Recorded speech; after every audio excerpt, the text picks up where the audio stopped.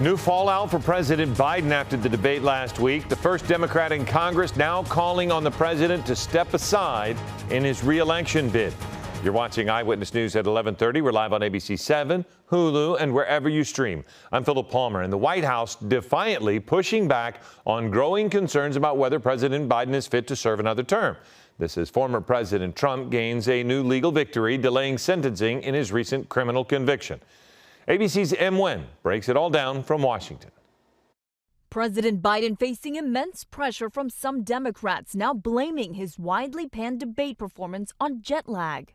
At a fundraiser in Virginia, Biden saying he wasn't very smart for going on 2 foreign trips earlier in June, telling donors he, quote, almost fell asleep on the stage. But the president returned 12 days before taking the stage with former President Trump, with sources saying his debate prep included time for rest. Now, the first congressional Democrat, Lloyd Doggett of Texas, expressing on CNN what some only dare to say in private, that President Biden should drop out. He delivered us from Trump then. He could be delivering us to Trump this year. Even former Speaker Nancy Pelosi on the president's mental acuity, admitting on MSNBC. I think it's a legitimate question to say, is this an episode or is this a condition?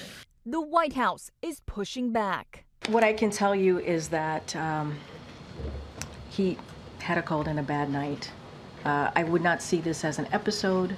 But some Democrats who still support Biden are pointing to Vice President Harris as a possible replacement. I will support her if he were to step aside. Meanwhile, the judge in Donald Trump's hush money case out of New York is delaying sentencing following the Supreme Court's ruling on presidential immunity. The defense argued some of the evidence related to Trump's time in office should never have been put before the jury, including testimony from White House Communications Director Hope Hicks.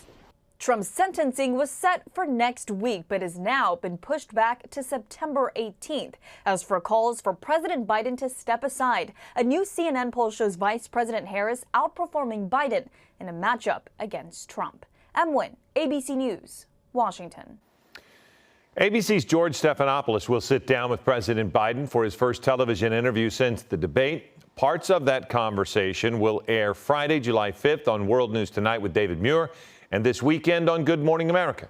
You can watch the full extended interview on This Week with George Stephanopoulos Sunday morning at 8 a.m.